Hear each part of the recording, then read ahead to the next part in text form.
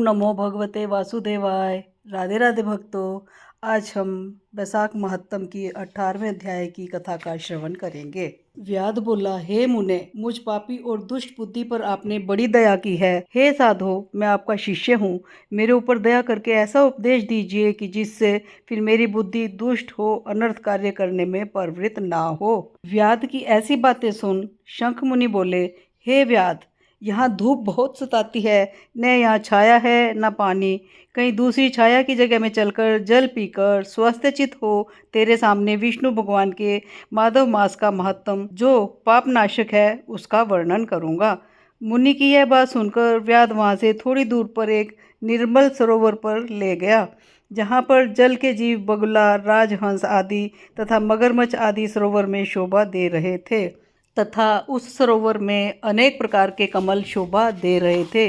भौरे गुंजार कर रहे हैं, पक्षी कलरव कर रहे हैं। किनारे पर बांस के वृक्ष तथा बड़, कदम, इमली, सुगंधित वृक्ष आदि चारों ओर सुशोभित हो रहे हैं। वन के हाथी, हिरन, शूकर, सिंह, गाय, खच्चर आदि विचरण कर रहे हैं। बंदर, लंगूर आदि छलांग मार रहे हैं। प्रचंड पवन के वेग से वृक्ष झुक रहे हैं। मुनि ने उस रमणीक सरोवर में आकर स्नान किया और वस्त्र धारण कर नित्य कर्म पूजन आदि से निश्चिंत हो फल खाए। फिर शंख मुनि सुख पूर्वक बैठ व्याध से पूछने लगे कि तुम कौन से धर्म को सुनने की इच्छा करते हो। धर्म बहुत है और उनके करने की विधि भी अलग अलग है। इनमें से वैशाख धर्म थोड़ा है मगर अत्यंत फलदायक है। तेरे मन में जो पूछने की इच्छा हो पूछ। तब हाथ जोड़कर व्याध बोला, हे महाराज, मुझे कौन सा कर्म करने से तमोगुणमयी यह व्याध योनि मिली और किस कर्म से मेरी ऐसी बुद्धि हो गई जो महात्मा की संगति हुई। हे प्रभु, यदि आपकी मेरे ऊपर कृपा है तो यह सब वृत्तांत मुझसे कहिए। यह सुन शंख मुनि कहने लगे, हे व्याध, तू शाकल नगर में पहले वेद पाठी ब्राह्मण था। तेरा नाम स्तंभ था और श्रीवत्स गोत्र में तेरा जन्म हुआ था। एक वैश्या से तेरा प्रेम था। उसी की संगति के दोष से तू नित्य कर्मों का परित्याग कर शूद्र के समान घर आता था। इस प्रकार तुझ आचारहीन दुष्ट ने धर्म क्रिया त्याग दी, किंतु तेरी स्त्री ब्राह्मणी बड़ी रूपवती थी। वह वैश्या सहित तुझ नीच की सेवा किया करती थी और तुम दोनों की आज्ञा में लगी रहती थी। जब इसी तरह सेवा करते करते बहुत समय बीत गया, तब एक दिन तूने भैंस का दूध और मूली खाई तथा शूद्रों के भक्षण करने की वस्तु निष्पाव और तिल खाए। इस अपथ्य भोजन से तुझे दस्त और वमन होने लगी और दारुण भगंदर रोग हो गया, जिससे घोर वेदना होने लगी। जब तक घर में धन रहा तब तक वैश्या भी वहीं रही। फिर सब धन को लेकर घर छोड़कर चली गई तो तुझे घोर घृणा उत्पन्न हुई और रोग से अत्यंत दुखी हो दीन वाणी से व्याकुल चित रोता हुआ ब्राह्मणी से कहने लगा, तू मेरी रक्षा कर। हे सुंदरी, मुझ पापी ने तेरा कुछ भी उपकार नहीं किया है। जो गृहस्थ प्राणी अपनी भार्या का मान नहीं करते वे 15 जन्म पर्यंत नपुंसक होते हैं। हे महाभागे, रात दिन साधु महात्माओं से निंदित हो तेरी अवज्ञा करने से मैं पाप की योनि में पड़ूंगा। मैं तेरे विनीत भाव पर भी क्रोध के मारे जलता हूँ। जब उसके स्वामी ने ऐसा कहा तब वह हाथ जोड़कर बोली, हे कांत, तुम मेरे प्रति दीनता तथा लज्जा मत करो। मैंने आपके ऊपर कभी क्रोध नहीं किया। मैंने पूर्व जन्म में पाप किए हैं, उनके भोगने से कुछ दुख नहीं है। ऐसे दुखों को सहन करे वही साध्वी स्त्री और उत्तम पुरुष है। अपने पिता और भाइयों से धन लाकर वह शीरशाही विष्णु भगवान की पूजा और सेवा शुश्रूषा में लगी रही। दिन रात मलमूत्र धोकर शुद्ध करके और तेरे जो कीड़े पड़ गए थे उन्हें धीरे धीरे निकालती। रात दिन नींद त्याग तेरे दुख में दुखी हो कहने लगी, हे पितृश्वरो, तुम मेरे पति की रक्षा कर रोगहीन और पाप रहित करो। और चंडिका श्री गणेश जी, शनिश्चर जी से प्रार्थना करती कि मेरे पति निरोग होकर 100 वर्ष तक जीवित रहे। ऐसे वह देवी प्रतिदिन किया करती थी। तब एक दिन देवल नाम के मुनि वैशाख में गर्मी के मारे संध्या समय घर पर आए।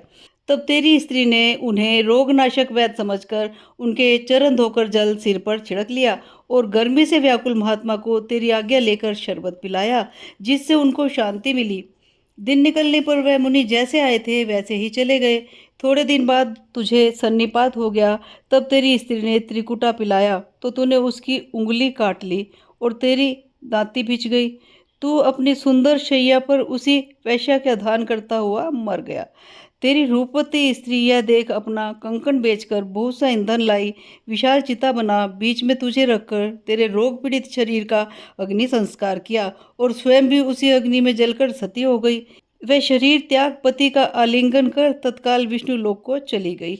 वैशाख में पानी का दान करने और चरण धोकर जल सिर पर छिड़कने से योगियों किसी दुर्लभ गति उसे मिल गई और तूने समस्त पापों से छूटने पर भी अंतकाल में वेश्या का स्मरण करने से देह त्याग कर घोर व्याध का जन्म धारण किया। तुझे सदा हिंसा प्यारी है और चित्त में सदा उद्वेग रहता है।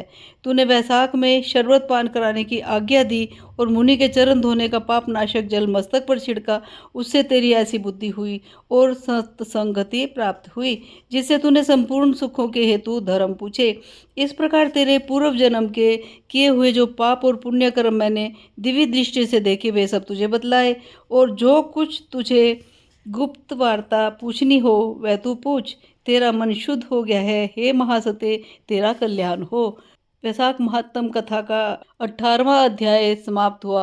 ओम नमो भगवते वासुदेवाय। अब हम गणपति जी की कथा का श्रवण करेंगे। गणेश जी महाराज की जय। दो देवरानी जेठानी थी। देवरानी के बहुत ज्यादा धन था। जेठानी गरीब थी। जेठानी गणेश जी की बहुत आराधना किया करती। वो अपनी देवरानी के घर आटा पीसने के लिए जाया करती।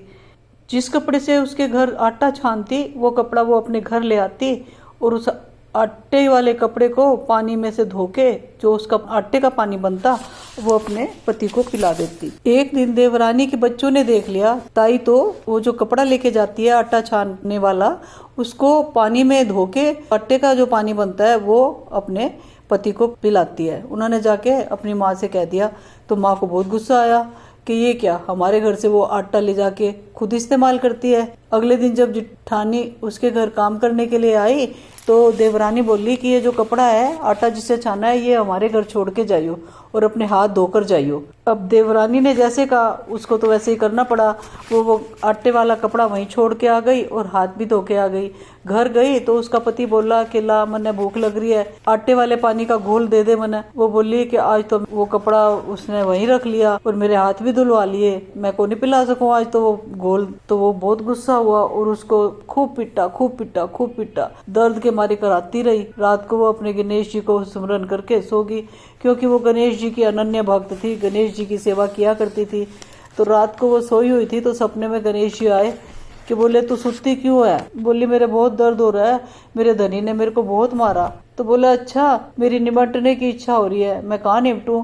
बोली विनायक जी सारे घर में जहाँ थारा जी करे वही निमट लो। गणेश जी ने सारे घर में उसके जहाँ भी उसको जगह मिली वहीं निमट लिए। उसके बाद बोले मैं पूछूं कहाँ? बोली मेरे सिर में पूछ लो।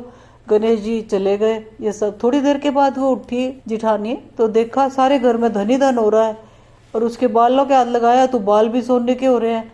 बड़ी खुश हुई वो तो अपना धन समेटने लगी। सारा चारों तरफ फैले पड़े थे हीरे मोती हीरे मोती। जब वो अपना सारा धन समेटने लगी तो अपनी देवरानी के घर जाने में उसे देर हो गई। तो देवरानी ने बच्चों को भेजा कि देख क्या हो ताई आई को नहीं। बच्चों ने देखा वहाँ तो बहुत धन हो रहा था ताई के घर। जाके माँ ने बता दिया तो माँ आई भागी भागी देखने के लिए कि उसके पास धन कैसे हो गया।